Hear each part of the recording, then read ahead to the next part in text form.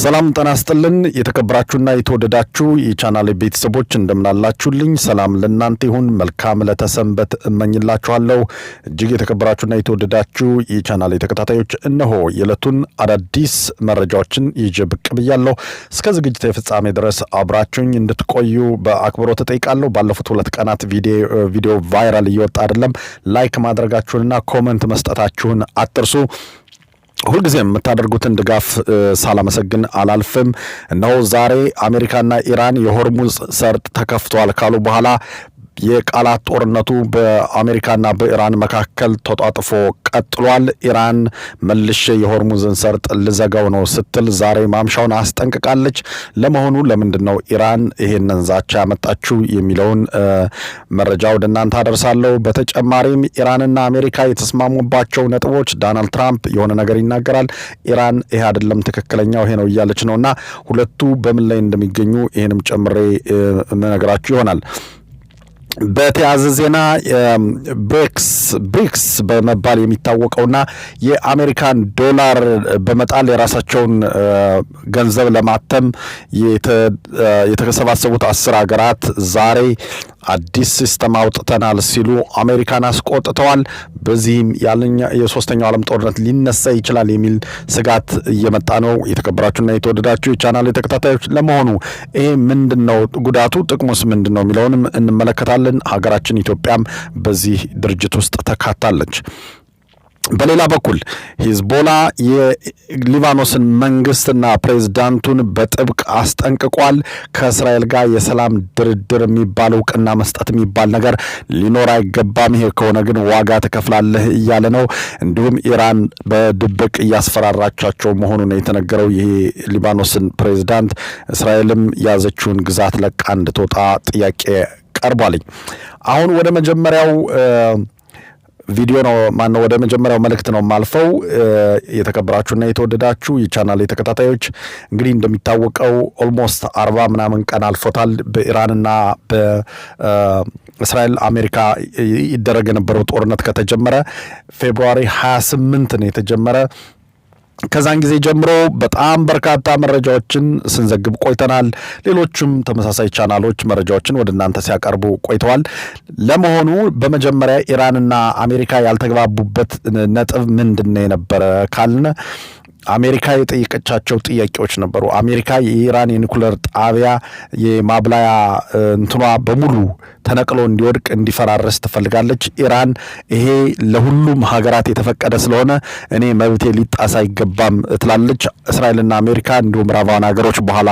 ሸሹ እንጂ እነሱ አምኗትም ኢራን በድብቅ የኒኩሌር ጦር መሳሪያ እያመረተች ወይም ለማምረት ፍላጎት አላትና ያንን ለማምረት የሚያስችላትን ግብአት በድብቅ እያመረተች ነው የሚሉ እንደገና ኢራን ደግሞ የሰራቻቸው የኒኩሌር ሪአክተሮቿ በተራራ ውስጥ ጥልቅ ሆነው የተመሰረቱና በዋሾች ተፈልፍለው ወደ ውስጥ ስለሆነ በየትም ዓለም ላይ እንደዚህ የለም ኢራን የሆነ ነገር ቢኖራት ነው እንጂ በሚል ነውና ምዕራባውያን የሚፈልጉት ኢራን የኒኩሌር ፕሮግራሟን ለአንዴና ለመጨረሻ ጊዜ እንድትተው የሚያስፈልጋትን ደግሞ ከውጭ ዩራኒየም እየተመረተ እንዲሰጣት ከዛ ውጭ ግን ጓዳ ጎድጓዳዋን እንድታስፈትሽና የኒኩሌር ፍላጎቷን ለአንዴና ለመጨረሻ ጊዜ እርም አልደርስም ከዚህ በኋላ ብላ ምላ እንድተው ነው የሚፈልጉ የነበረ በተጨማሪም ኢራን የባሊስቲክ ሚሳኤል ማምረቷን እንድታቋርጥ ከዛም ደግሞ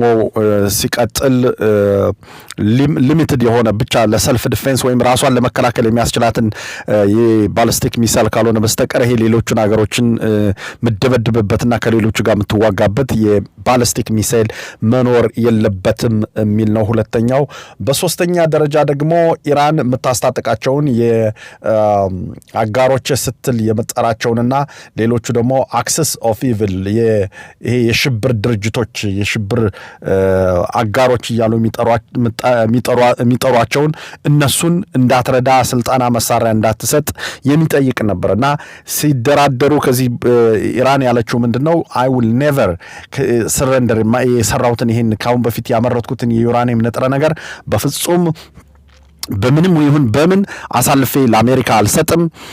ሲቀጥል ደግሞ በባላስቲክ ሚሳይል ጉዳይም አልደራደርም፣ በእነዚህ በአሸባሪዎች ጉዳይም አልደራደርም ብላ ቆይታ ነበረ።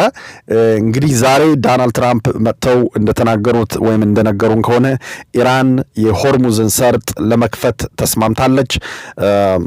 እንዲሁም ሐማስና ሂዝቦላን ላለማስታጠቅ፣ ገንዘብም ላለመስጠት፣ ላለመርዳት፣ ላለመተባበር ከነሱ ጋር ያላትን ግንኙነት በአጠቃላይ ለማቋረጥ ተስማምታለች ነው ያሉት ዶናልድ ትራምፕ። በተጨማሪ ደግሞ ዩራኒየሙ ከዚህ በፊት የበለጸገው ዩራኒየሙን ለአንዴና ለመጨረሻ ጊዜ ለኛ አሳልፋ ትሰጣለች። በተጨማሪም ደግሞ ያንን የምታመርትበት ቦታ በአጠቃላይ ይፈራርሳል ብለዋል። በተለይ ደግሞ የናታንዝ፣ ፎርዶ፣ ኢስፋሃንና የአርክ የኒኩሌር ሪያክተሮችን ታፈራርሳለች ብለዋል። እንግዲህ ይህ በእንዲህ እንዳለ እንደሚታወቀው የአሜሪካ የባህር ኃይል በአጠቃላይ ኢራንን ከቦ እያስጨነቀ ነው የሚገኝ።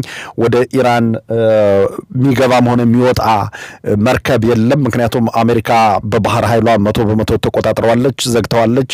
ስለዚህ በሆርሙዝ የወሽመጥ አካባቢ በዛ ማናቸውም ሰው ማለፍ የተከለከለ ስለሆነ ወደ ኢራን መግባት የተከለከለ ስለሆነ ማንኛውም ሰው ወደ ኢራን አይገባም ማለት ነው መርከብ ይዞ። ስለዚህ መርከብ ይዞ የሚወጣም የለም። በሌላ በኩል የአሜሪካ እንግዲህ ኢራን ዛሬ በዚህ ጉዳይ ላይ ተስማምታለች ካሉ በኋላ ከኢራን የሚወጡ መረጃዎች ግን ለየት ያሉ ናቸው። በፍጹም በዚህ ጉዳይ ላይ አልተስማማንም፣ የአሜሪካ መርከብ አገራችን በሆርሙዝ የከበበውና ወደቦቻችን ማዕቀብ ጥሎ ብሎኬድ ይሉታልኝ ምንድነው ማገድ ነው። በቃ እንዳይወጣም እንዳይገባም ማገድ ነውና እሱ ለቆ ካልሄደ በስተቀር የሆርሙዝን ሰርጥ መልሰን ልንዘጋው እንችላለን ስትል ማምሻውን ከደቂቃዎች በፊት ኢራን አስታውቃለች። የኢራን ፓርላመንት አፈጉባኤ የሆኑትና ከፍተኛ ተደራዳሪ የሆኑት ባግሄር ማናቸው መሐመድ ባግሄር ጋሊባፍ ይባላሉ። ትራምፕ የሚናገሩት ነገር በሙሉ ውሸት ነው፣ በድርድሩ በጣም ብዙ ጊዜ ውሸት ይናገራሉ፣ እኛ በዚህ ጉዳይ ላይ አልተስማማንም፣ የተስማማነው በሌላ ጉዳይ ነው። በተጨማሪም አሜሪካ መርከቦቿን ከአካባቢው የጦር መርከቦቿን አስነስታ እገዳዋን ካላነሳችና ካላቋረጠች በስተቀር እኛ ሆርሙዝን መልሰን እንዘጋዋለን ሲሉ ከደቂቃዎች በፊት አሁን መጥተው ተናግረው ሄደዋል ማለት ነው በሚዲያ። በሌላ በኩል የብሬክስ የሚባለው ብራዚል፣ ሩሲያ፣ ህንድ፣ ቻይና፣ ደቡብ አፍሪካ፣ ግብጽ፣ ኢትዮጵያ፣ ኢራን፣ የተባበሩት አረብ ኤምሬት፣ ኢንዶኔዥያ አባል የሆኑበት የ10 አገራት ስብስብ የራሳቸውን የሆነ ገንዘብ በማተም የአሜሪካን ዶላር ወደ ጎን በመተው በተለይ ማዕቀብ ይጥሉብናል ብለው ስለሚፈሩ ይሄንን ገሸሽ ወደ ማድረግና ወደ መተው አዝማሚያ ሲታይባቸው ቆይቶ ነበር። በመካከል ላይ ጠፍተው ነበር። አሁን እንደገና ተመልሰው መጥተው ይሄንን በየአካባቢው የገንዘብ ለመገበያየት በየሀገራት ገንዘብ ለመገበያየት ውሳኔ ላይ መድረሳቸውንና ያንንም ለማስፈጸም የክፍያ ሲስተም ከዚህ በፊት ስዊፍት ከሚባለው ሲስተም ሩሲያ ተባራ ነበረ ማዕቀብ ሲጣልባትና አሁን ይሄ የብሪክስ የሚባለው ሀገር ስብስብ በአጠቃላይ የራሳቸውን የሆነ ገንዘብ በማተም በነገራችን ላይ ይሄ 10 ሀገራት ሲደመሩ የዓለምን 40% ይሆናል ህዝባቸው 40%።